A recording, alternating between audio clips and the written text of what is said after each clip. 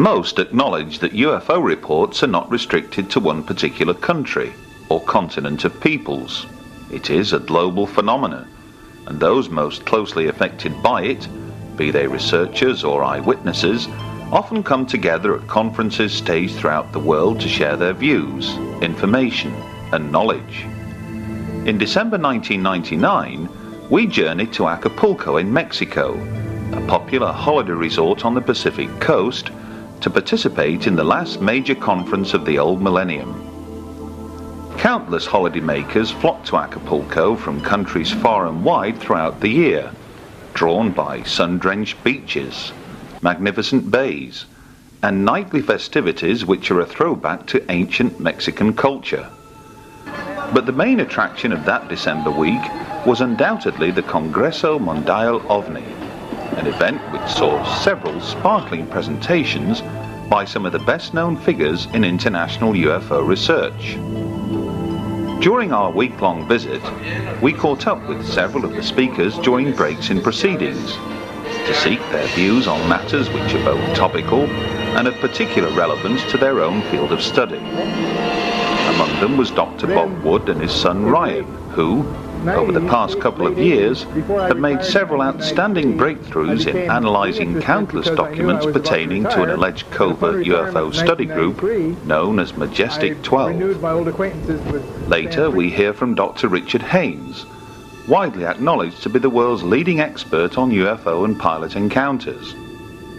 And we discover what persuaded best-selling author Whitley Strieber to turn his attention to a new book on the environment entitled The Coming Global Superstorm. But we begin with Bob and Ryan Wood, who later this year will be among the guest speakers at the 19th Leeds International UFO Conference. The manual is an instruction manual for personnel to recover crash saucers and ship the parts to various places. It does include special procedures for shipping from overseas. And so in that sense, it embraces the overseas aspect. Right.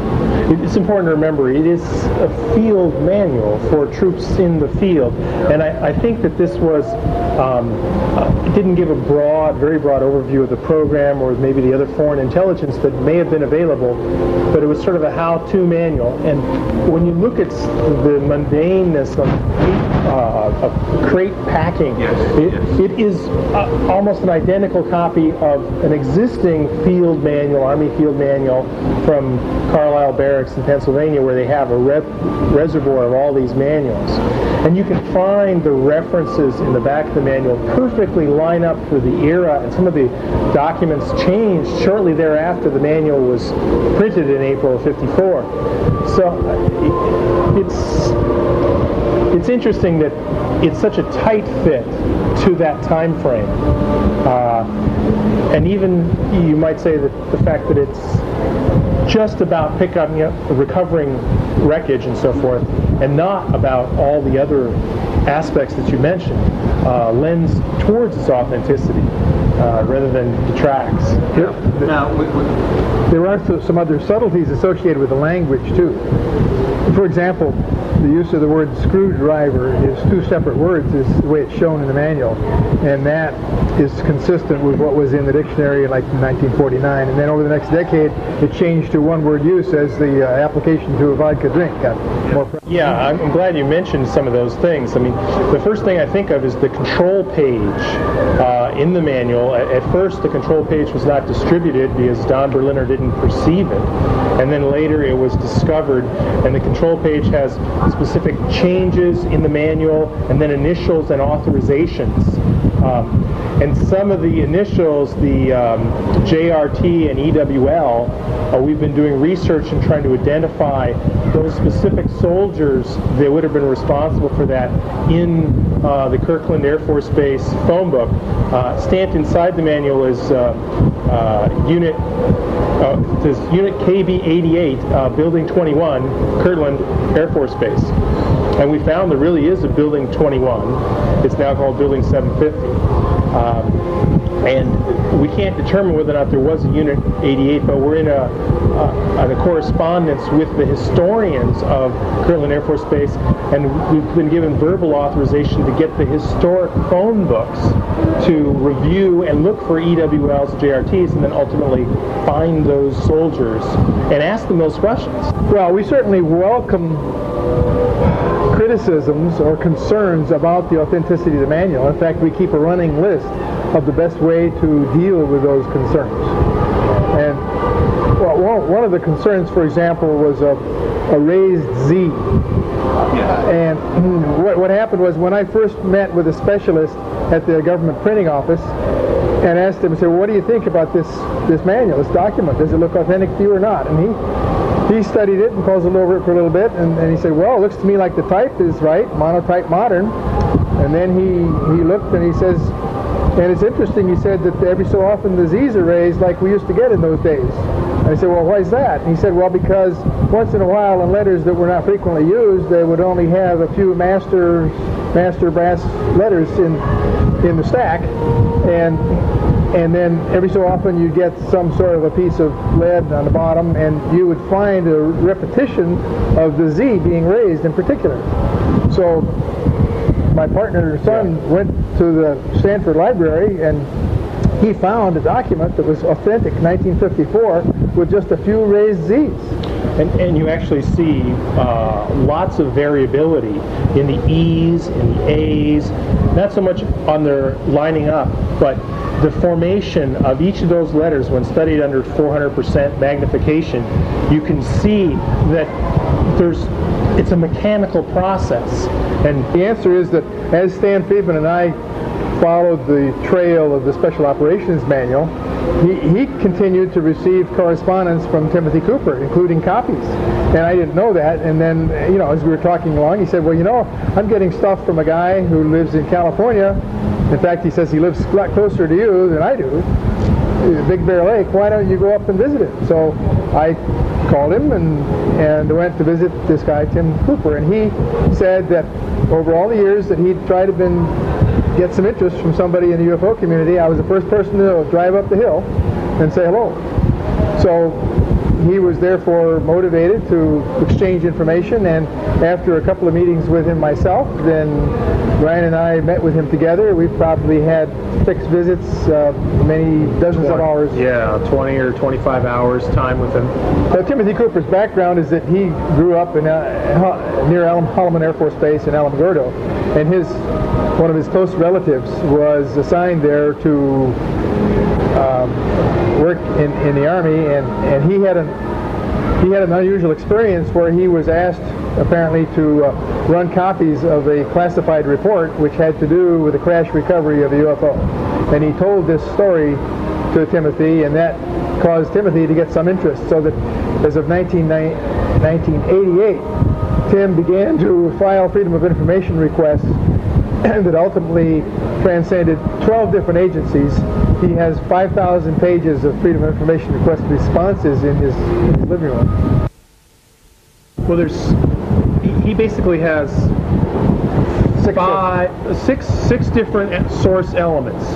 The first element was the Legionnaire.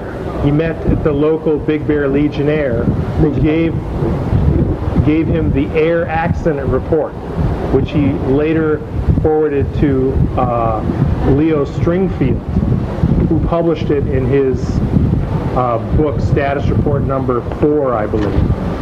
And then he had another source, a CIA archivist, who apparently contacted him and met him in person in a parking lot and handed over the Marilyn Monroe document, which mentions MJ-12 and the 5412 committee in the lower left-hand corner and signed by James Jesus Angleton. Now, was that an original document or was it a photocopy? Both are photocopies at present. And then the next source or rival was Cantwheel, the alias Thomas Cy Cantwheel, as we've I think Sy is his middle name or first name, but Thomas Sy Cantwell. And you got mailbox drops first, and then there was an in-person meeting with Tim. And then Salina. There were 3 mailbox drops and then a meeting. Right. Then Salina, the daughter of Cantwell, a year later, sort of, I believe after Cantwell passed away, sort of wrote a note and attached more documents that said, my father's dying wish to the effect is that you have these. And so they were delivered. And then finally, in 1999, on July 9th, he received a package from a source called S1 in the mail, and also a package from the source S2, which included a large manuscript that was originally unclassified, that was stamped Top Secret Magic. So those are the 6 sources that Tim Cooper winds up being the conduit for. Now, it's important to emphasize that, Tim tried to correspond with Dick Hains and Tim Good and Stan Friedman and maybe a couple other serious researchers, and wrote them letters, gave them documents and so forth, tried to get them interested at all, and they weren't really responsive or interested. And from 1992, I believe, to 1996, until we got involved, he just kept them in his attic. He was kind of like, I'm not sure they're real at all. He was quite skeptical. He was very skeptical. And he wasn't out to make money or do this or the other thing. He just sort of sat on it. He has a full-time job as a security guard. What is it about these latest documents which have got you to, I think it would be fair to say, excited? Yeah, it's the original paper and original ink and original typewriting. That's the #1 thing. Those are all forensically testable. And then the sheer volume of material, the sheer volume of original obscure material.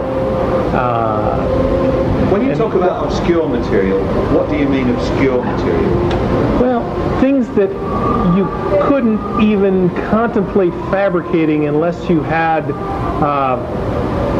a degree in military history, had 10 or 20 years as an archivist in one of the many presidential libraries or national archives. I mean, you need those skills to try to create or fake something. They're just the most weird or difficult to find. Yeah. The most recent documents that have arrived really contain quite a range of material, in the sense that some of it is stamped in red Top Secret Magic or Top Secret MJ12, and others of it are merely newspaper clippings that were included in the original Blue Book files. So now we're talking, forgive me, we're talking about Blue Book documents that are not contained in the National Archives. Yes. New Blue Book documents. New Blue Book documents. Many of the documents are unequivocally Blue Book documents. One of the documents not only references Blue Book in sort of a notation on the upper right, but it also identifies MJ12 and paperclip files, all in the same document. But the document itself is a publicly available technical paper on nuclear propulsion. Right. Yeah, that's actually one of the ones that are posted on the website on www.majesticdocuments.com. Is we posted the first 10 or 15 pages of a report on isotope thermal thrusters by John Martinez, who is alive and well today. And this report is stamped Top Secret Magic on it. It's a photocopy now, but the man's alive. He has the right expertise and background. Everything sort of checks. The only thing that hasn't been done is to go confront him or ask him, did you write this? And that's a tricky situation, because I believe for the first time we have somebody who's fingerable as a source for reverse engineering and reverse sciencing. Here's a technical paper with Top Secret Magic on it. It's talking about propulsion technologies in the 50s, or actually his papers are from the 50s in some cases, but this is actually a 1968 or 69 paper. So it may sound an obvious question, but how can you approach this guy? Well, the first thing he would do, suppose he's still cleared, he would call a security office and say, Bob and Ryan just came by to visit me and asked me about classified material. What should I say? How should I deal with that? I want to plan that and think that through a little bit. But is this a name that's, you know, it's out in the open? It is out in the open, but nobody really understands to go find him. Except until now, I just told you. We have a long list of actions that we should be taking. One of which is, for example, contacting Dr. Ray, R.E.A. There's a lot of names in these documents, that's right. isn't there? Right, and then the 93rd Technical Services Unit, I have the complete roster. These are the people that recovered the wreckage from Roswell, according to the Interplanetary Phenomenon Unit. Detachment 3 ran around, picked up all the wreckage and so forth. There's 160 and some odd names of privates, sergeants, PFCs, so forth, that were responsible. And I've found 30 of them on the internet, on Yahoo search, people search. And I've started calling some of them. And the question is finding the people that are in Detachment 3. Some of them have recalled, yeah, I was in New Mexico, I was there, but not talking about anything unusual. It's like, I picked up rocket debris all summer long. That's what happened to me. That was one case, and we have probably another 20 witnesses that can be researched that are easy before you start getting the names that are exceptionally difficult to find. It clearly gave the coordinates of landing zone 2. And my first question is, I wonder where that is. I said, Ryan, do you have a topo map to go look? And so he did. I got several copies and mailed them to all my friends. And sure enough, about 800 feet or so from the Trinity burst is this longitude-latitude coordinate. And then the challenge is, well, we need an aerial photograph of this particular site. And what we found was, I went to the Whittier archives in Southern California and went and found aerial photography of the Trinity burst site. And this is the Trinity burst site in the center with a fence around it. This is dated September 23rd, 1948. You'll notice in the lower left there's also a small circle and a round zone around that. Yes. And that is the coordinates of LZ2. And I found this particular picture before the summer drops happened at all. I mean, like March or April of this year. And then later in the summer, we got a picture in a separate envelope that was this picture. And this picture is a leaked photograph from source S1 that shows a Trinity burst, a little 100-meter thing, and then a clear zone in that lower left-hand corner that has, more trampling and a bigger security circle around it. Yeah. And so it's very interesting to note these two particular photographs, clearly showing that something happened. The next photograph we want to get is the one that's dated, June 30th, 1947, that there was nothing there. If the Majestic 12 documents turn out to be the real thing, then clearly elements of the United States Air Force will have had a prominent role in any decision-making process. Over the past 50 years, many Air Force pilots have submitted their own official accounts of UFO encounters. But it's not just military pilots who have attracted the keen interest of American researcher Richard Hains. His interviews with civilian pilots and flight attendants have helped Richard amass a personal data bank comprising of over 3,000 UFO pilot reports. It is, by far and away, the largest collection of its kind in the world.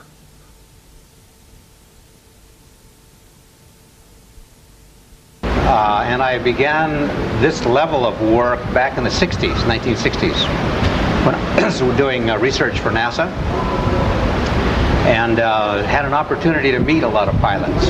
And so it's an important area, and I continue to collect data. I have over 3,000 cases now, very good cases, but I'm trying to specialize in electromagnetic effects.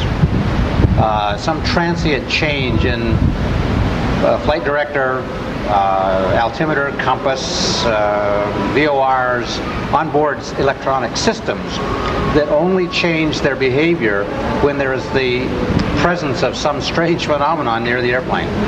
Is this something that has stemmed from a result of actually analyzing the data and looking for specific patterns? Partly. As a psychologist, I'm very concerned with the entire testimony. And what that means is not just the words that are used, but the presentation of those words, nonverbal communications, the engineering aspects, what the pilots tell me. So I've had to study a lot about aeronautical systems, aeronautics in general, so that I can put it in context and try to draw conclusions, not just from the patterns, which are important, but from specific details. Yeah. Your background as somebody who began this interest working with NASA, what were you actually doing with the space agency at that time, back in the early 60s? I was directing a laboratory called the High Luminance Vision Laboratory, which was basically a space simulation. And I could simulate the way objects look to the astronauts in outer space. And this was done for rendezvous and docking purposes, for Gemini, Project Gemini. And during that research, I came to discover that I could set up an optical situation in my laboratory. It was a clean room, before there were clean rooms. And there was a solar simulator for realistic sunlight as it exists in space. And I could set up a target situation that could totally fool the observer. And I was surprised at that. I didn't expect that could happen. But by controlling the optical variables, I discovered that I could fool you. I could make you see anything I wanted you to see practically. I could change shape, color, size, intensity, orientation, distance. And so I said to myself, I can explain UFOs. They're just misidentified natural phenomena. And I think as a skeptic, I set out to disprove the whole thing. Well, it wasn't very long before I found out that I was wrong. I couldn't explain everything that way. Yeah. And that came as a result of interviewing pilots, a lot of them. Were these in the main military pilots, or was it just a general mix at that time? General mix. I think there were more commercial pilots, actually, because we were testing volunteer commercial pilots in our flight research in simulators. But was there one specific incident that you can recall that set you on this trail, if you like, of making damn sure that when the opportunity arises, you can have a quick word with those pilots, and then if necessary, if the pilot's conducive to your line of questioning, do a lengthier study on a particular incident and the like? Well, was there one thing that stuck out? I wish I could say yes, but my conversion was slow and gradual, because I'm a skeptical, kind of a stubborn person. Yeah. And I had to let the data speak for itself, and the data came in bits and pieces. So it isn't any one case, although there are many spectacular single cases that I've looked at. It's the constellation. It's the message that is embedded in many, many high-quality cases from pilots. As I fly commercial around the world, I try to make it a point to talk with the flight crew, both the flight attendants in the back and the flight crew up front. And I must say that I'm getting about 15 to 20%. Really? Roughly 1 out of 5 people I talk with say yes, they've had a strange sighting. That doesn't mean that it's a, quote, traditional UFO, but it's something they couldn't identify. Yeah. And with their experience, that's significant, you see. I will share one that took place over Lake Michigan on an L-1011 filled with passengers on July 4th, 1979, I think it was. I don't remember the year, very frankly, because I have so many. It's hard to remember them. But they're on autopilot at cruise altitude, cruise speed. The sun is above them and slightly behind them. And the captain told me, face to face, sitting in the cockpit of this airplane later on when we reconstructed the whole event, that he was sitting back in his seat with his hands behind his head, just, you know, nobody's flying the airplane, it's flying itself. Sure. His co-pilot is turned in his seat looking behind him to the flight engineer talking about something. And the sky is blue and no cloud up ahead. Well, Captain Schultz told me that suddenly something caught his attention out to the left about 30 degrees of straight ahead and 30 degrees above the horizon. And so he concentrated on it, and he said it appeared very quickly, full size. It did not appear as a point and enlarge. That's important. He said it was as if the object had broken through the atmosphere, because as it appeared full size, little radiating lines seemed to appear like stress cracks. He took a paper napkin that he had in the cockpit, and he had me hold 2 corners and he held 2 corners, and he pushed his thumb through the middle like he was demonstrating this effect. Well, he said, "What's that?" He thought he'd have a mid-air collision. He was quite concerned. His first officer turned in his seat and could see it. I talked to both of them and got the same story. The object was silvery, reflected sunlight the way polished metal would, came down in altitude to his altitude, did a high-speed turn, I calculated about 30 Gs, roughly, and about 1,000 miles an hour towards him, about 1,000 miles an hour going away in a climb, which is significant. And as it's leaving, it leaves a wispy, dark smoke trail behind it. He didn't see it coming. He said that he immediately radioed the Milwaukee Center, Flight Traffic Control, and said, "Do you have any other traffic up here with us?" And they checked their radar and said, "No, we have nobody up here." And he didn't report it, obviously. I met a Soviet fighter pilot who'd retired by the time I met him. This was approximately 1995, 94 that I met him. And he came to Novosibirsk, where I was lecturing at the university there, to meet me from Chelyabinsk. And because he had this story to tell, and he couldn't find anyone to tell it to. And so I'd been there from America, and so he came over. Well, he was in a Czechoslovak 2-place trainer, but he was alone in the cockpit, doing acrobatic training. It was a clear, sunny day, very cold, as you might imagine, in the Ural region. Well, he was doing acrobatic loops, vertical loops. And as he would come over the top and start down the other side, he was generally in the northerly direction. And the city of Chelyabinsk, which is about 1.5 million people, was to the north of him. And he said on three of these loops, and as he got to the top of this loop and looked almost level now in the northerly direction, here was a very long, grayish cigar just hovering out there in front of him. Well, he was flabbergasted. I mean, he was shocked. He doesn't speak a word of English, and so it was all in Russian. And he said to me that it didn't move, as far as he could tell. There was no background to compare, actually. But he was surprised it was above the city, because there was a lot of air defense at that time. This was before Perestroika. And he did 3 of these loops, and each time it was in the same place, and he radioed the field where he had taken off from, which was to the south and east of the city quite a ways. "Do you have anything on radar?" And they checked, nothing on radar. So they said, "Come back and land. Don't stay up there." He had no weapons on board the plane. It was just a training flight. So he did. He immediately went back. As he's getting ready to land, which must have been 10 minutes later approximately, he happens to touch his face. He's wearing a leather flight helmet, no goggles, so it's unexposed around his eyes, and an oxygen mask. He gave me the oxygen mask as a souvenir. He said, "I happened to touch my eye region, my nose, above where it was protected, and I couldn't feel anything. I was anesthetized." And he used the Russian word for cork. He said, my skin felt hard and puffy, and I had no sensation there, like cork. So he landed. He's getting a little concerned, right? Went right, got out of the airplane, went right to the dispensary, to the doctor. The doctor examined him and said, you have some sort of burns, skin burns. Come back and see me in a day if they don't repair.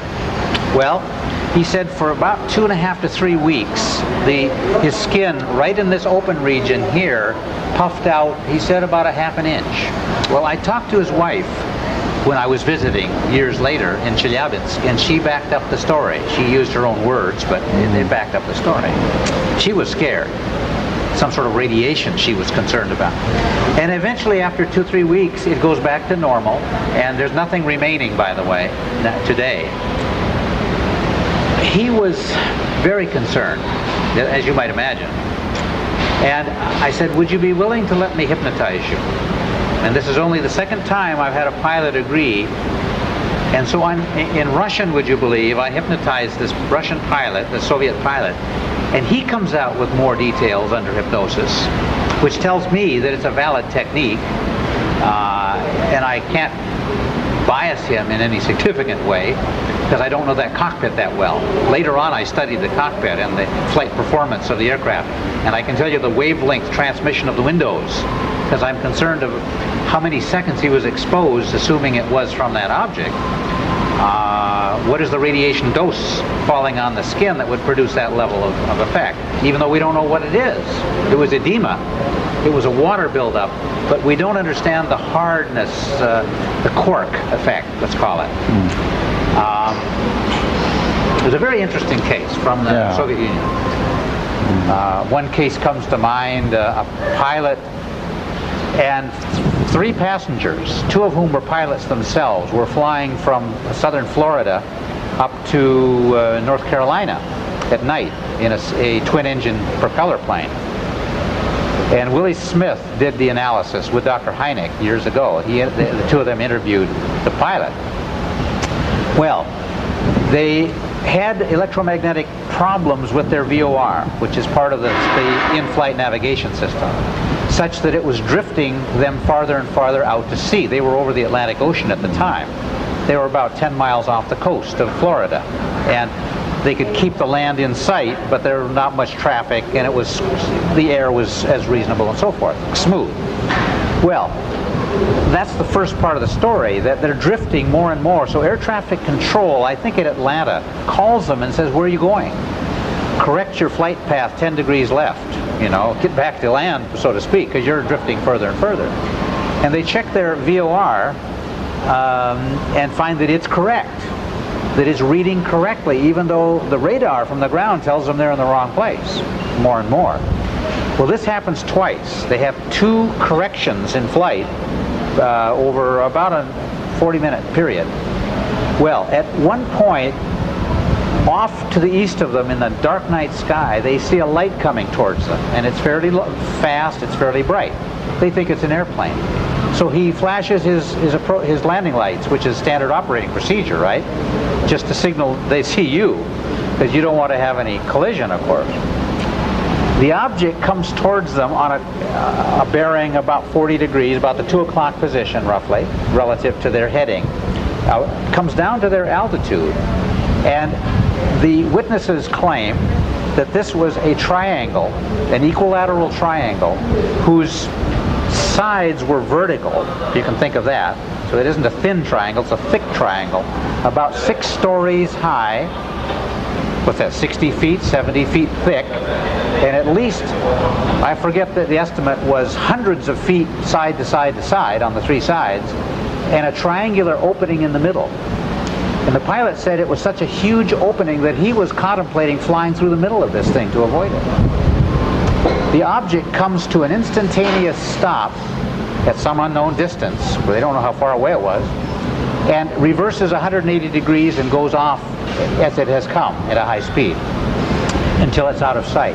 Well, as interesting as that case is, that's a non-aerodynamic vehicle as far as I'm concerned. It's not ball lightning. It's not birds. It's not a balloon, for lots of reasons.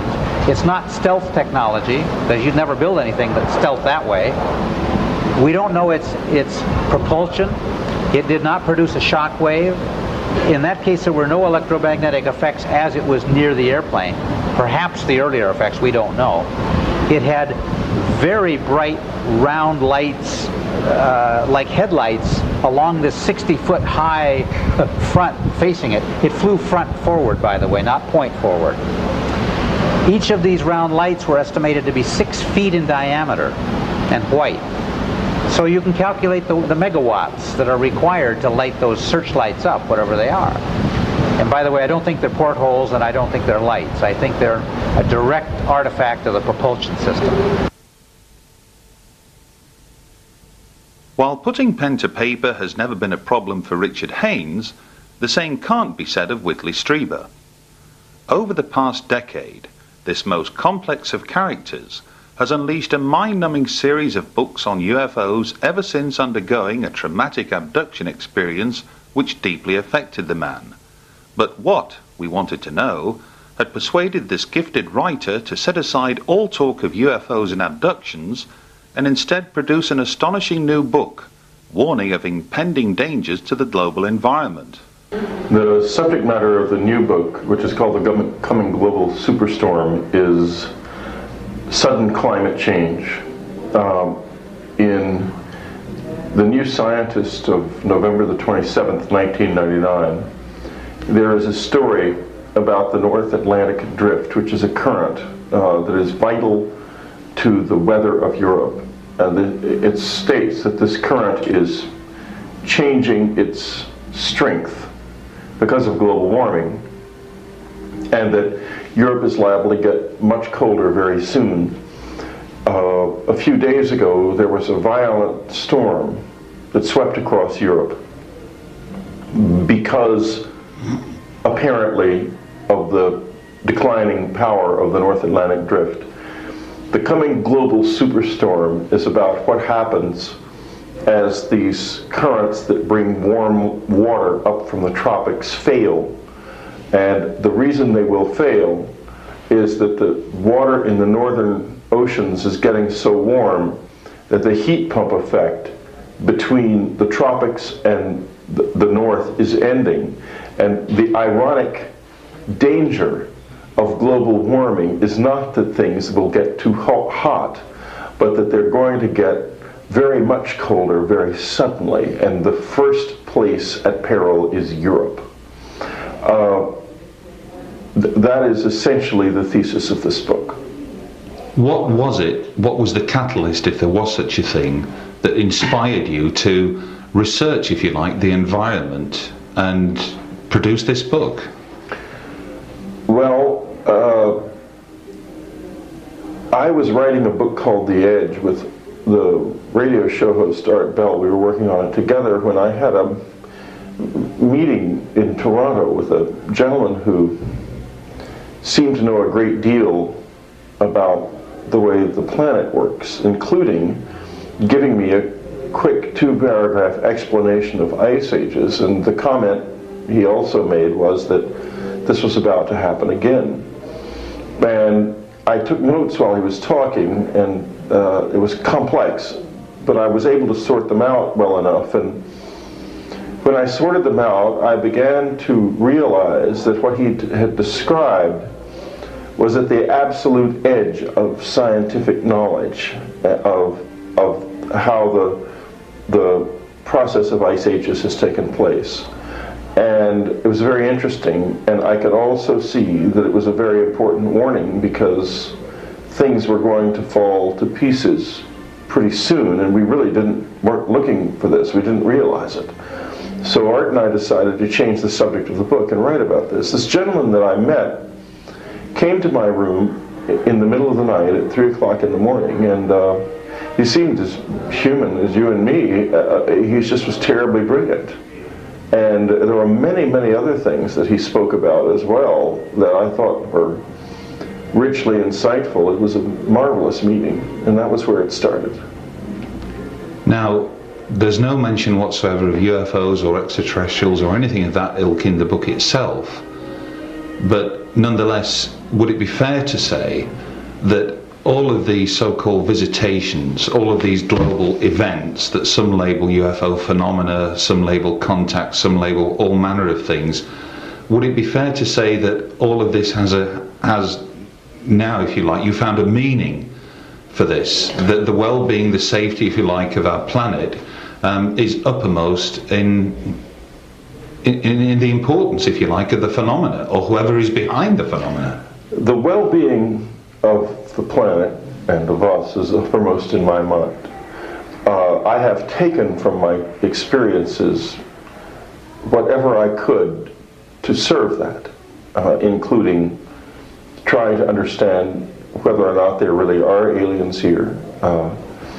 I tried hard to find this man, to understand who he was and how he had gotten to where I was in the middle of the night, when there was no one except just 3 or 4 people who even knew where I was. I was unable to do so. I consider him to be in some way connected with the phenomenon, but I don't know how. He seemed totally human. Good evening, Acapulco. Buenas noches, Acapulco. Thank you. The UFO Congress in Acapulco was a memorable event, made all the more so after the Pope gave his personal blessing to the organisers, through his close friend and Catholic Church theologian, Monsignor Corrado Balducci, the same Pope who only a year before had travelled to Mexico City and been greeted not just by millions on the ground below, but an extraordinary fleet of spheres which appeared directly overhead.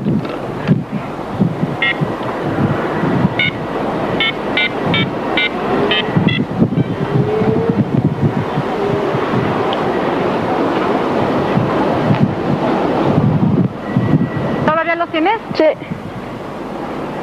No se vaya a acabar la pila. No, son 20 minutos de pila. Ah, bueno. ¿Por dónde van, No los veo.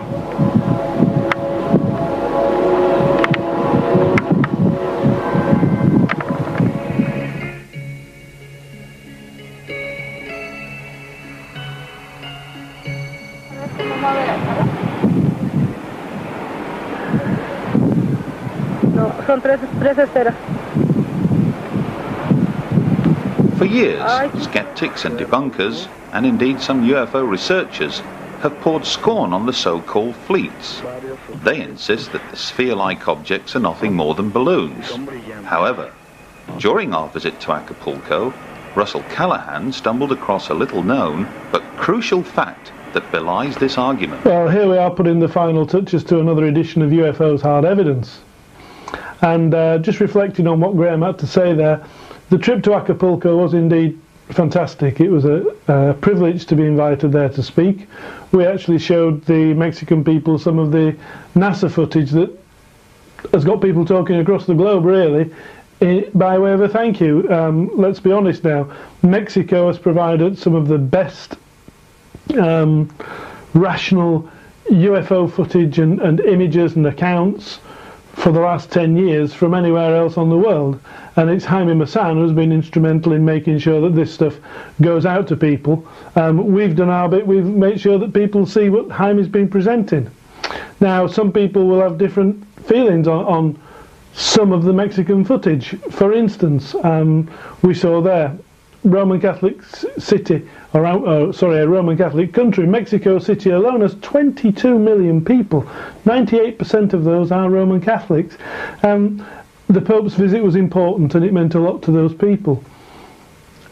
Shall we say that the fact that footage was recorded on the day of the Pope's visit isn't surprising.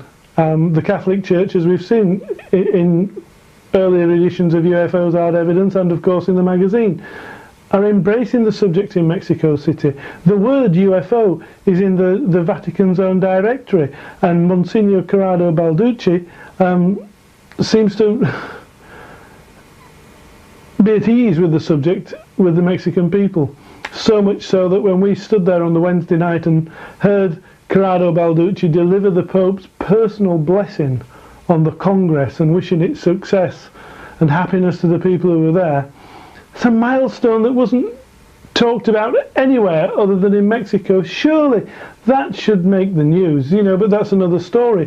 What we're talking about is, are these fleets the real McCoy? Are they balloons?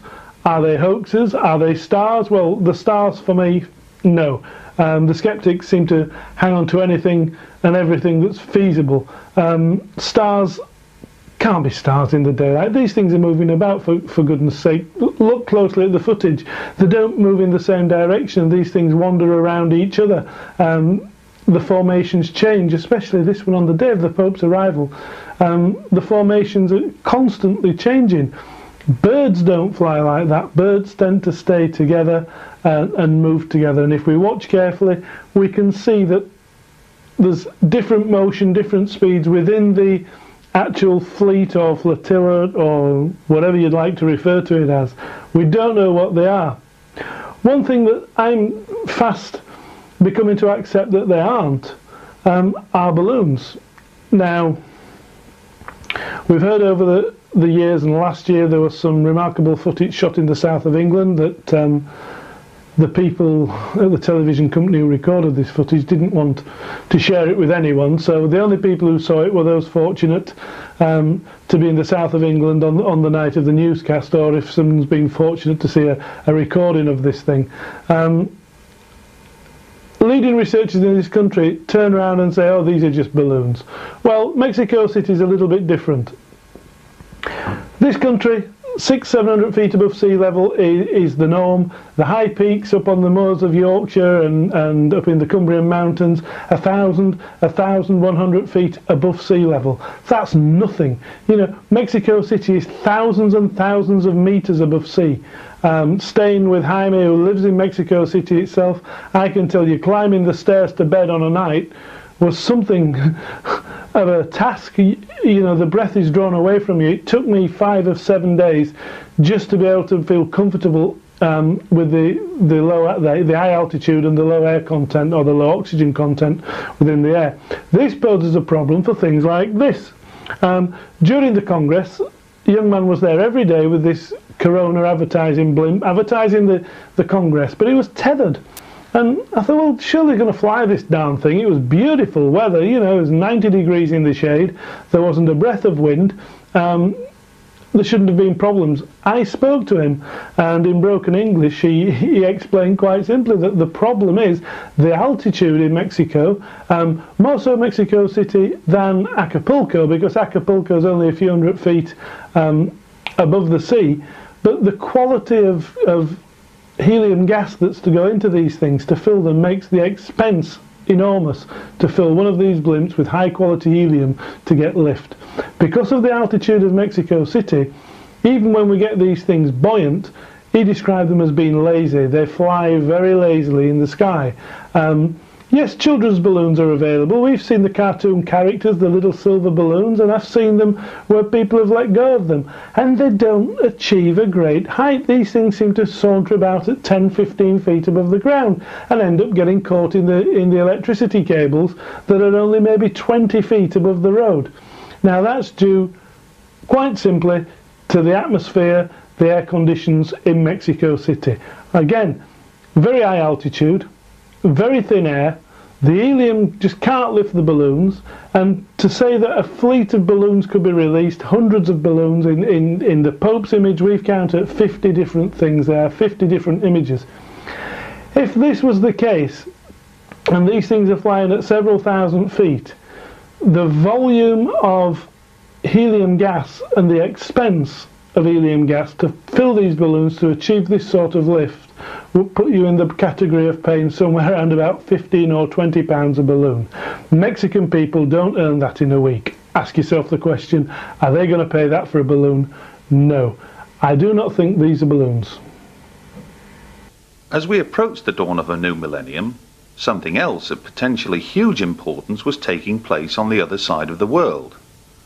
On the 26th of December, the Phenomena exhibition opened its doors at the Fremantle passenger terminal near Perth, Western Australia.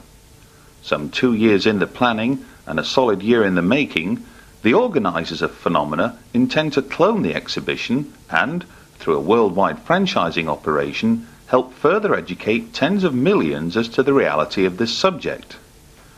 Occupying some 12,000 square feet of space and employing some of the very latest visual and display technology, the exhibition is composed of several pods, each comprising of a particular theme. UFO magazine has worked closely with the exhibition organisers during the past 2 years and made a sizable contribution in terms of literature, fact-finding, images and videotape material. Elsewhere, Dr. Leir has supported the venture by kindly donating some of his prized surgically removed implants, while a mysterious sphere that fell to Earth in Mexico several years ago was loaned by Hains and housed in an impressive glass casing. So join with us now as we wander through this truly unique exhibition, one that will reopen its doors in Sydney later in the year and later appear in towns and cities across the globe.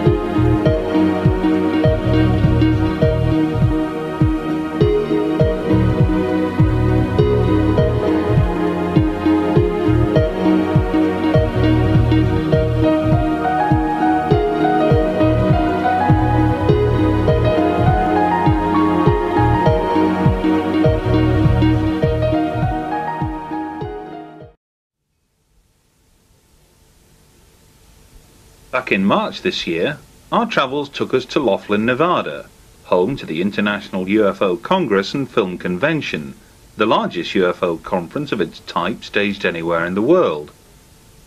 Once more, our cameras were present to record several on-the-spot interviews with some of the key speakers. Larry Warren is no stranger to UK shores, but did he have anything new to add to those events he first described in his book Left at East Gate, which claimed among other things that a UFO appeared over Rendlesham Forest in December 1980. Cameras and such like were taken into the woods over this period of time, but nobody until now has ever seen any images. Right. You produced images. Tell us about that. The images that I showed one picture which didn't reproduce very well. We'll work on that glitch for leads. And sort it out by then, but what happened to me since our book came out, and of course we really did have a great deal of success as far as reaching people in England, them feeling empowered that this event is your Roswell, and it is something not to be ashamed of or not look at. It's something to really sink your teeth into and get involved. Well, having a book come out, and with the advent of the internet, and which I'm not up on unfortunately yet, a lot of witnesses that went through these events had no idea that word one had been mentioned about it. They went on with their careers, they retired, and in the last few years, 5 years or so, we've seen most of the people I was with either long out of the military, starting to see this stuff come up on their computers, or seeing the book on television, Bent Waters, my God, it's out. Or on the internet, easily accessing it, because there's the Bent Waters alumni site, people that were stationed there over a 40-year period. And they're starting to see, well, the UFO thing, it's out, and then they found it. What happened to Peter and I is that through our publisher, back when they did cooperate with us, and before they decided to keep the book sales, is that we would get letters forwarded to us. And many times they're from regular folks that come to these conferences. And more often than not, I started to find they were from very key players in this event that were higher ranked than I, or equivalent rank. Some were friends, some I knew peripherally, saying, good for you, glad you did it. A few were, I have to be honest, saying, well, I don't remember any of this. A number of them were, my God, it filled in the gap because I couldn't get off my post that night. But it also countered, and will counter over this next year, is that I've been accused of it all, we all know this, but over the years, people have said that there was a rumor mill, and so anyone could have picked up on this information. It will be very apparent to people over the next year that there was no rumor mill when people that worked on our flight that didn't get out there had no idea what had happened at all. It was that clamped down, like some senior people said. I got a letter, first of all, that said, I want to thank you for what you did. This is leading to the pictures. They came out, and this gentleman said to me, and I'm holding his name right now because he's not sure what he would like to actually be dealing with this. I said, I don't know if I'm too controversial. I shouldn't be the guy. His view, counter view on that is that I've done this from the beginning. He's watched it develop. He said, no matter what they do to you, you keep coming back. He has children. He has a lot to lose. He's an executive now. He took these pictures, as he told me. I have all of it in his own handwriting. I even have the negatives, the original negatives, that can be analyzed and will. I've sat on these for 2 years. Even my dear co-author, Pete, has been very nervous about these, has been, I think, frightened of them. I have shown a few people, and over the years, I think it's one more nail in the coffin. Like, oh, Jesus, this guy might be right, for God's sake, and a lot of people don't want that to be. I don't want to be right. I want to know what happened to me. He told me I have these pictures, and I'm like, look, I'm not even an expert on this. I have enough to deal with on my plate. And basically, this guy was involved on the first night, snapped pictures with a Canon camera that was in the back of a law enforcement car for accident investigation. And he took the film. They encountered, this is literally when they were thinking they were encountering a crashed plane, started taking pictures of this triangular object as described, as seen in some of the reports that are coming out from the next day now. Same lighting configuration. It has density to the triangle, a black triangle. Doesn't look like what I saw on the 2 nights later at all. It really doesn't. But it does match exactly the verbal descriptions and written descriptions of the gentleman on the first night. And he did something quite unique with the film. Amazing. What he did, knowing he was higher ranked and had been in the game, knew this was extreme significance. These gentlemen did experience missing time, which they're having a great deal of problems with. These people are now seeking out UFO or experiencer-friendly therapist to heal some things that are in their lives, the memories. He took the film. What he did is that with his knowledge of this, he said, this film, it will never be seen again. To another person that was with him, he took the camera, he fired off pictures. The first picture I showed today was taken at a distance of 150 feet approximately in a clearing. I know exactly where this clearing is and have been bringing people there for years. It's not the site on the third night on Capel Green, it's before that. He took the, fired that first shot. His sense in his heart is that this phenomenon knew they were there. The clicking of the camera told, it's just he sensed because it started moving toward him. He took that picture, he got pictures within 5 feet of it. He is not the Jim Penniston who touched the object and had the telepathy. I believe what Penniston says about that. I believe that was said to him by whatever was in. This gentleman continued to fire pictures off him, but because of the, he thought he had taken at least 15 to 20. I have 7. And I have the actual film, they just go blank. But there's a moment where radio contact was cut off in that forest. CSC couldn't reach these guys for 4 hours, and this is where I believe and other things happen. Regehr has worked on several classified projects involving satellite surveillance technology. In his lecture, Regehr demonstrated how some UFO activity had unquestionably been recorded from space. But how important are satellites to this subject, and what of the future? I started working in the aerospace industry as an astronautical engineer in 1964. And I worked on the Saturn and Apollo moon rocket, and my job was to design the interface wiring between the various elements of the rocketry, the different stages. Then I worked on the first space station, the Skylab, which readers and viewers will know impacted Australia several years ago. I don't know the specifications for that. And then moved on to a small company in California that's primarily designing remote sensors, but has nothing to do with the psychological remote sensors. These are items designed to detect events at a far distance. I always like to indicate, and I didn't in this presentation, but that there's a paranoia that starts to develop amongst people when they're around spy satellites and other things. They see maybe too many movies or something, but I guarantee you that these satellites cost millions and billions of dollars, and their operation runs into the millions of dollars per day. Our 15 minutes of satellite data is a computer printout a little over 6 inches thick, of which we have technicians wade through it to get some of the items that don't pass muster, so to speak, in the first breath.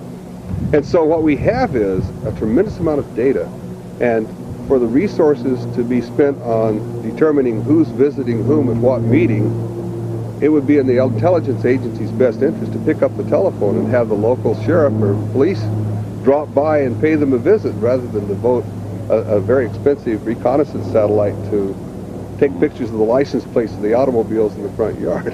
So when viewing conditions are right, we can read the newspaper that's on the front yard of somebody's house from deep space. We can do that, and we've been able to do that for years.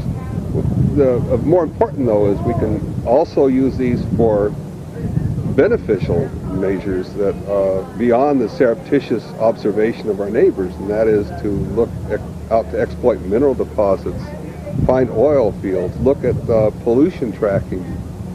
For law enforcement, we can track vehicles that may present a problem to us. We can watch troop movements. We can see refugees and maybe allocate resources. We can look for crop failures. You liken this to possibly the major event in terms of credibility of eyewitness reports in terms of the data and the like. How significant do you think it is, therefore, that we have corroboration, if you like, from an American reconnaissance satellite that something was over Tehran at that time?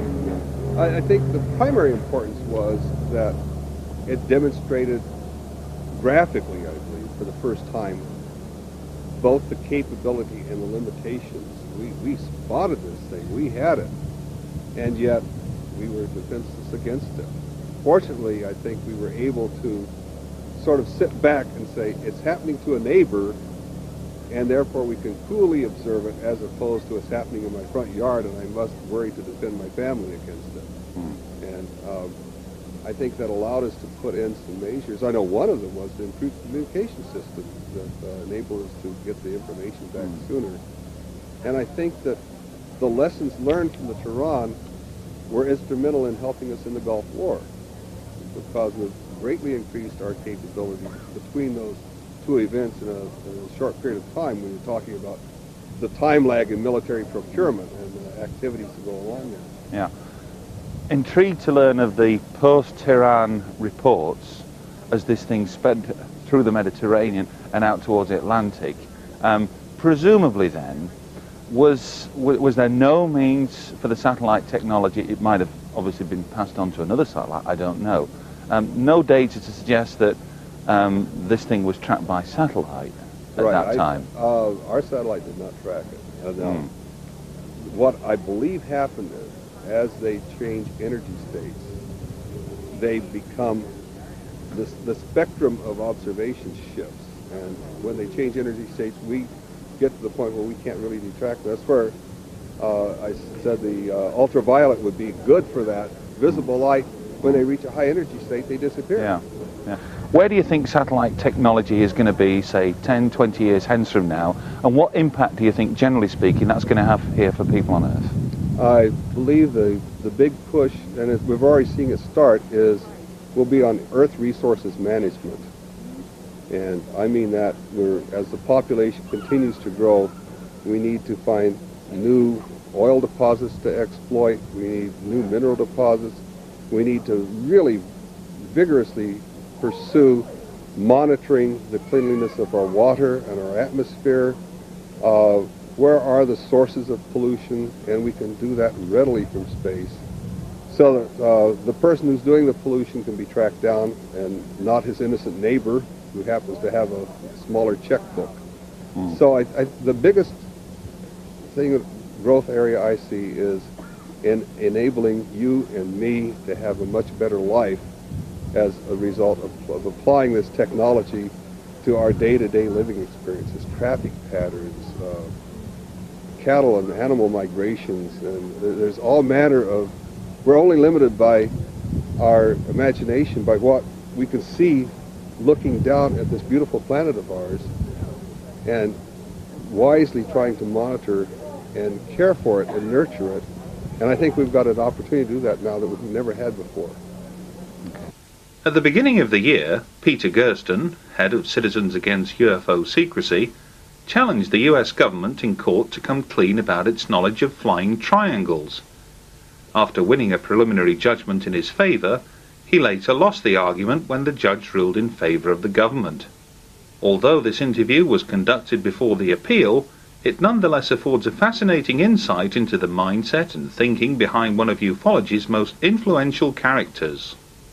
Peter, fantastic interest throughout the UK in the recent trials and tribulations, shall we say, regarding your efforts to challenge various government departments as to the dissemination, if you will, of documented information relating to triangular craft. You're the man on the spot, shall we say.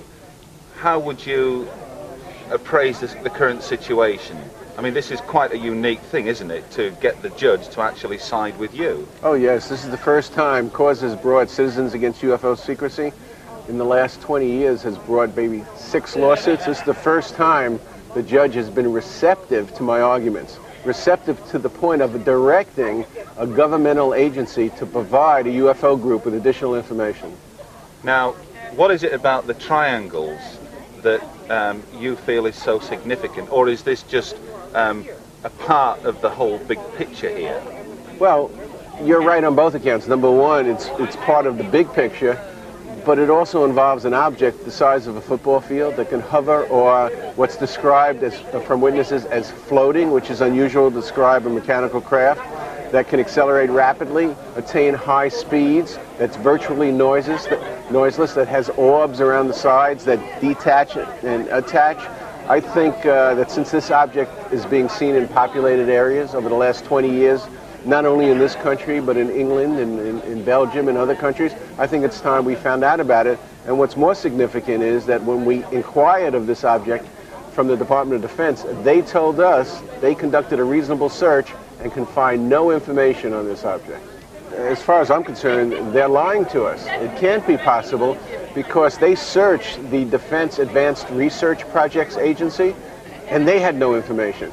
They searched the Joint Chiefs of Staff and they had no information. And the Department of Defense is charged with gathering intelligence and providing security for the citizens of this country. So how can they not know about an object that's seen at treetop level in populated areas over major cities in this age of terrorism? Well, the Department of Defense, for whatever reason, has not come to the courtroom, has not sent any attorneys. They are represented by the U.S. Attorney's Office. And they just toe the party line. They treat this as any other Freedom of Information request. The agency does the search. If they don't find documents, they move to dismiss it on the grounds a reasonable search was done. If they find documents, they either release them or withhold them on national security grounds. And that's what I thought this case would be about. The Department of Defense would find documents and say national security, as they did in the other cases Cause brought, and that would be the end of it. No judge has gone against that ruling. But they didn't. They stated they found no documents. They did a reasonable search. So the U.S. Attorney is just putting forward that position that they didn't have to do an exhaustive search. All they had to do is a reasonable search. They did a reasonable search. There are no documents. What we submitted, what Citizens Against UFO Secrecy submitted, were 33 affidavits from people that actually saw the object, were willing to come forward put it down on paper, and then swear to the contents. So we submitted this to the judge, said, Judge, look, this object exists, Judge. It exists not only over the last 20 years, but it was seen last month. You know, so how could they not have information? How could they have done a reasonable search and not found anything? And the judge was convinced that at least at this level they have to provide us with more information telling us about their search.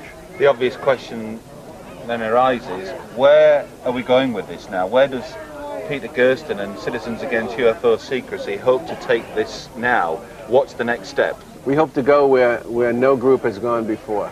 We hope to go into the darkest recesses of these governmental agencies to search for the truth and to end the secrecy. Although Bob and Ryan Wood kindly spoke of their Majestic 12 research in Acapulco, here at Laughlin, Ryan took the opportunity to share with us just a part of his massive image portfolio. Example, this happens to be on phone records for 30 June 47, back to Roswell. There's other documents. Here's one on 14 July 47, all talking about phone records. Basically, there's a big complaint that people are using the phone too much, and that only certain top-level brass can use the phone back to Washington because the lines are always jammed. You know, talk about good circumstantial evidence, and it's right here in historical typewriter, on negative, off microfilm. For somebody to fake this is an incredible amount of work for an unclear, nebulous purpose. This is the envelope where the other 77 pictures came, addressed to Tim Cooper and postmarked McLean, Virginia. And what was in this envelope was a series of color pictures, which I've broken into several different categories: craft, back channels, group photos, documents, MJ-12 portraits, and then autopsy. One of the craft pictures was a picture of the X-plane. And the X-plane is noteworthy in our documents because it's an experimental aircraft that crashed in New Mexico along the same time as one of the UFOs. And it's the earliest experimental aircraft which the U-2 spy plane was based upon. It was made by Convair.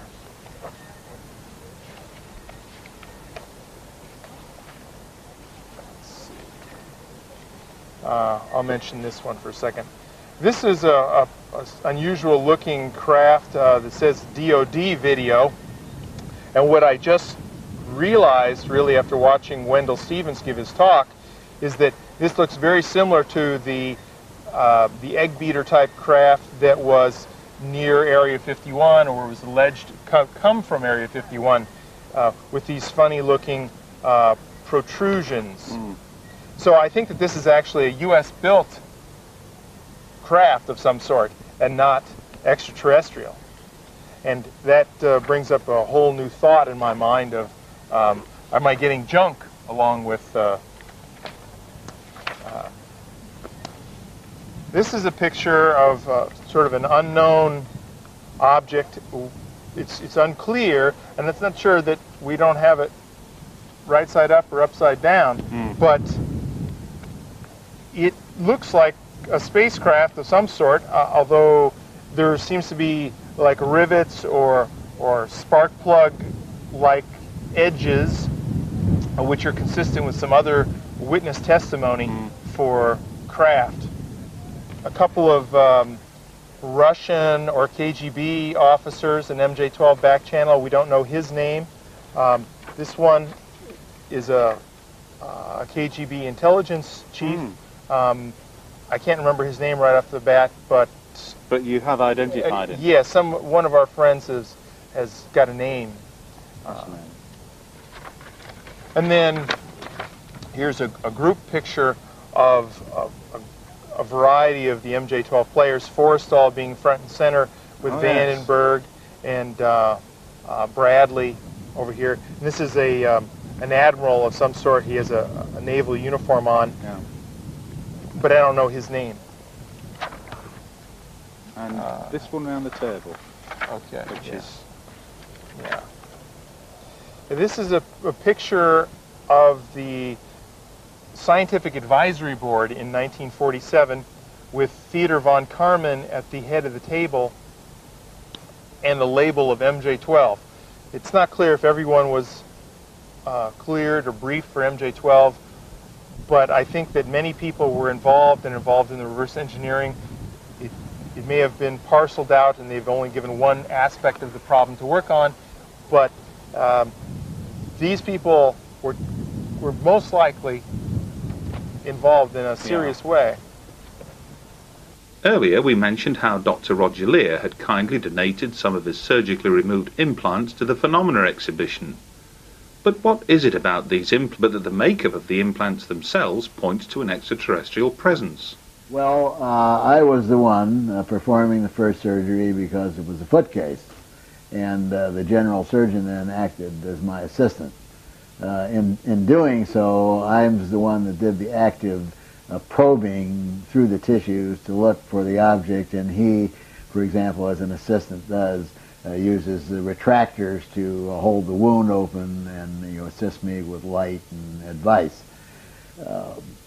One surprise came during this portion of the surgery when I touched something hard and the patient jerked her foot off the table, came out of the hypnoanesthesia, and just cried out in excruciating pain. This was a very big surprise because just for the anesthesia that I had in the toe alone, she should have felt absolutely nothing. Now, I always look for rational, normal answers to these things, and I felt that one of the things that could have possibly happened was that in touching something, I might have, let's say, pulled on some major nerve trunk that was outside the field of anesthesia, and sometimes that happens, and so although it was a big surprise, it wasn't thoroughly in the realm of impossibility. So though Darrell had reintroduced the hypnoanesthesia, I called for more local, we put in more anesthesia. I was the one with the forceps, as you say, to initially grab the object in its jaws and to get it loosened from the surrounding tissue and removed it. And at that point, the patient also had a rather violent objection and felt discomfort. When I took it out and I put it on a white 4x4 gauze sponge and I looked at it, I was absolutely amazed because I had never seen anything like this in 30-some odd years of surgery. And when you look at the general surgeon's clinical history too, he was just as amazed because he'd never seen anything that looked like that either. The next step was to ascertain as much information that we could from the material at hand. And the material at hand consisted of two types of material. One was the metallic portion of the implant, and one was the biological portion. Then we could say that the biological portion also was subdivided into two portions. The tissue that I had removed that surrounded the area where the implant was in, and the tissue that composed the membrane itself. So our first concern was the tissue that surrounded the implant. That's the first thing that went out for analysis. That's the first thing that I got reports on. That is the first thing that probably pushed me over the edge from a consummate skeptic to a maybe strange. How so? Because we found two things in the surgical pathology, came back separately. They were only told, laboratories were only told, that this was soft tissue surrounding a foreign body and the place that it was taken from.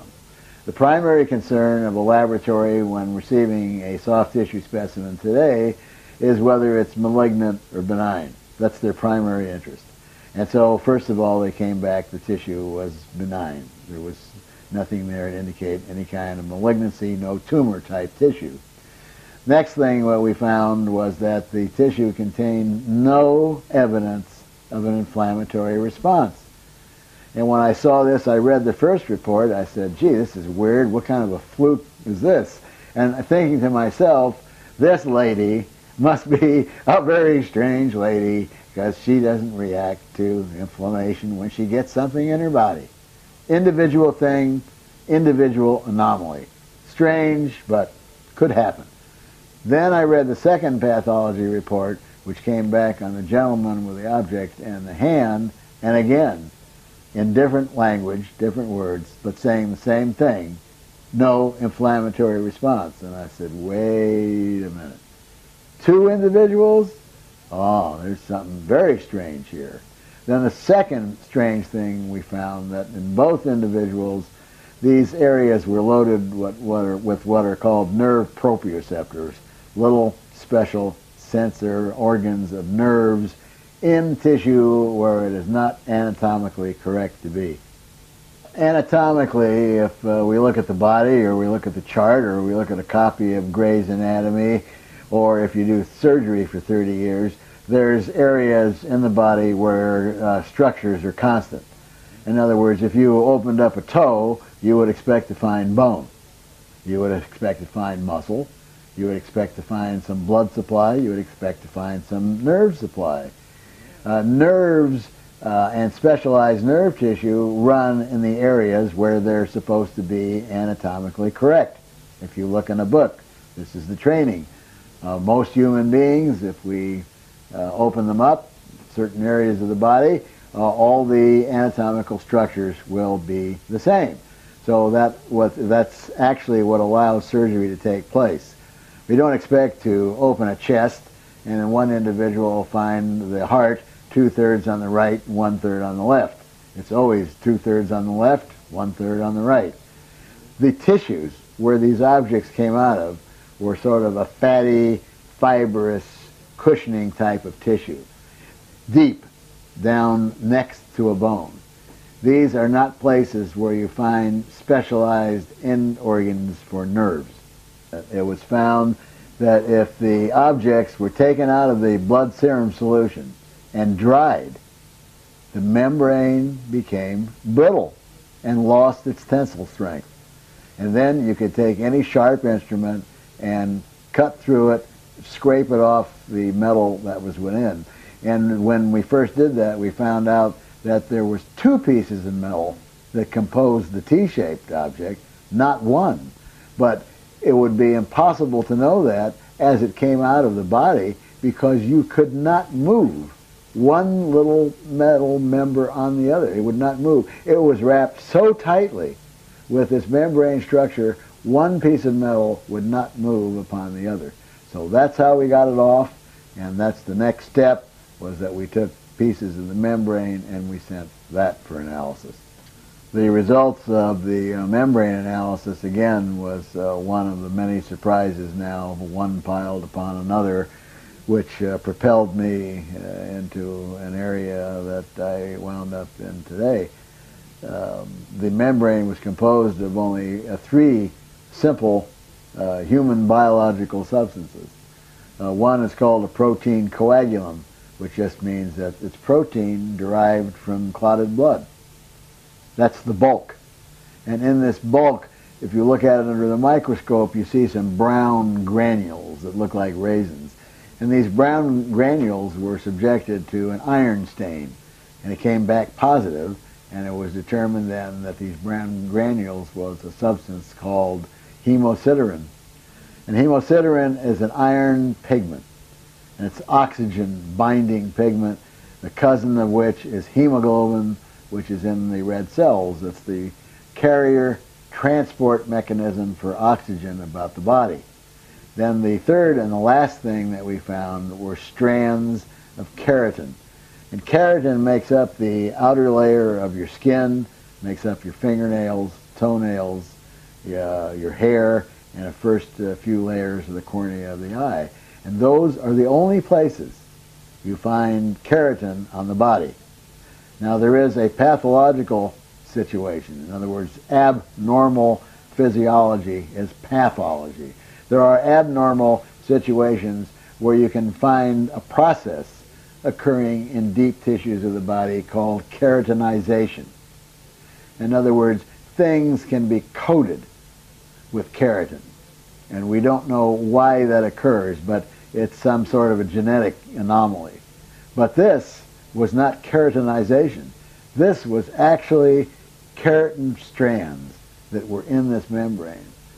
And after learning that, I went into the medical school textbooks at Stanford, Harvard University, George Washington School of Medicine on the computer and tried to see if there was something listed in the pathology books that I was not aware of, or something that may have been discovered for my 30 years of practice that I did not know.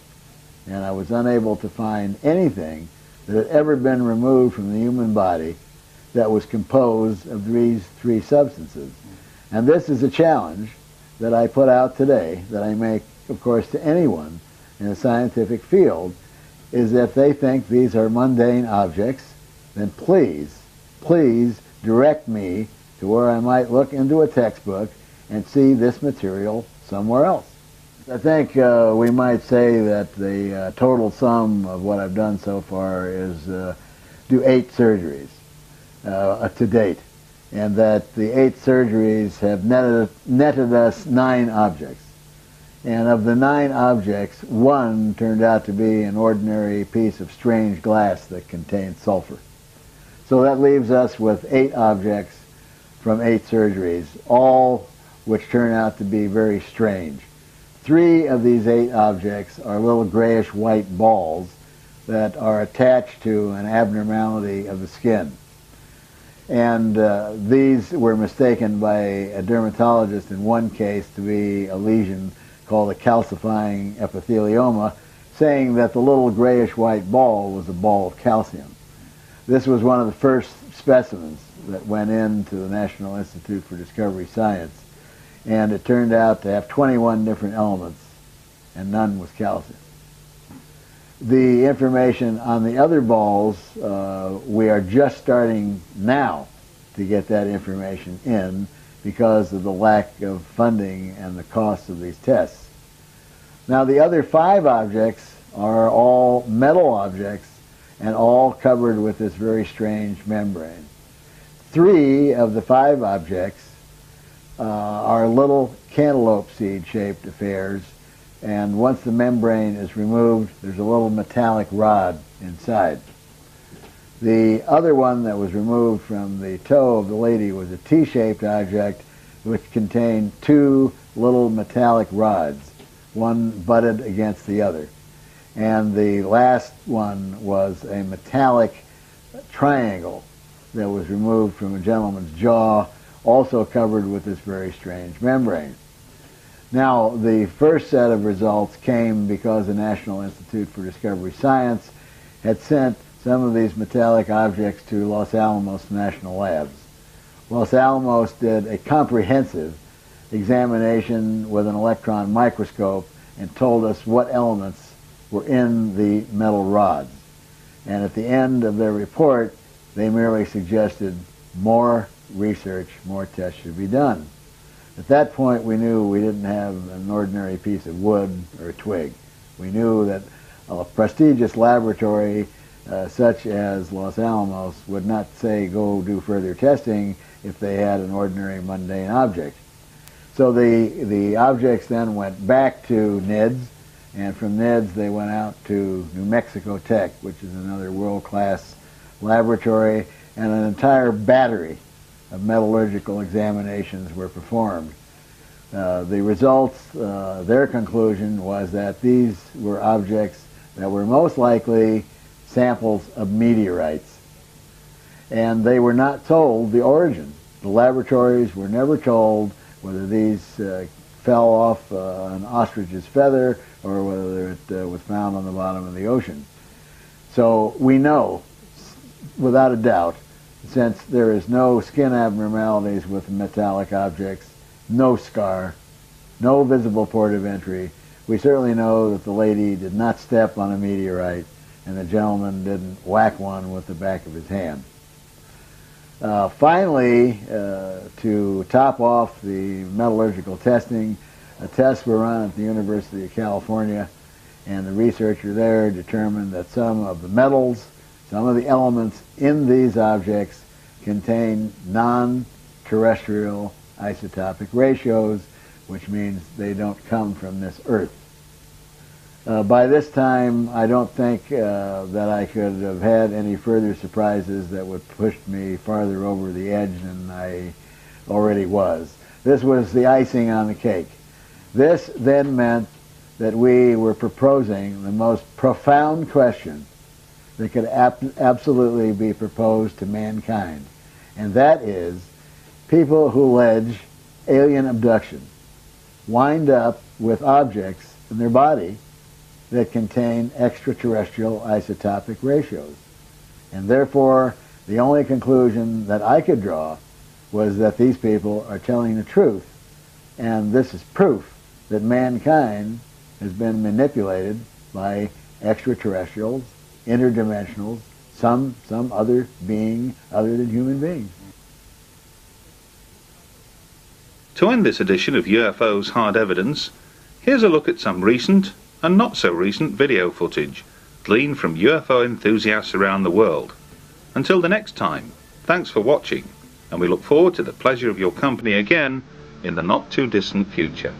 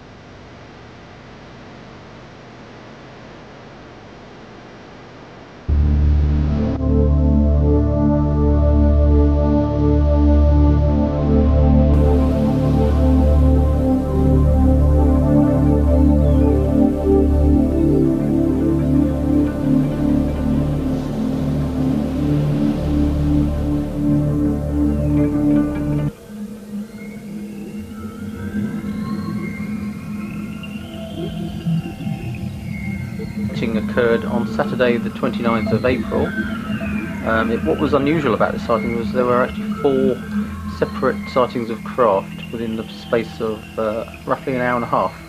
This first piece of video you can see here shows a UFO with an aircraft in its very immediate vicinity.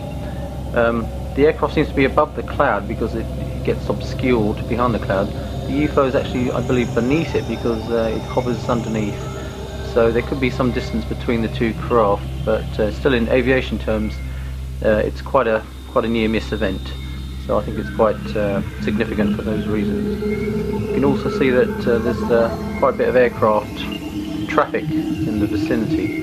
It's a very busy part of London. You've got City Airport to the east, and you've got traffic coming into Heathrow in the west. It's very busy. This second sighting occurred approximately 30 minutes after the first, at around 3:22 p.m. Again, this object was quite indeterminate in shape, possibly spherical, very reflective, and was visible for approximately about a minute. Again, it appeared beside a cloud, hovered, and disappeared. Okay, we've seen 2 objects this afternoon. One was just a couple of minutes ago, very high altitude, that direction. It wasn't very near, but definitely a solid structured craft. That's 2 sightings in about 35 minutes, so it's very, very exciting. I'm hoping that on these craft. This third object was probably the most unusual out of the 4. It consisted of a dumbbell type of craft, 2 spheres very closely linked together.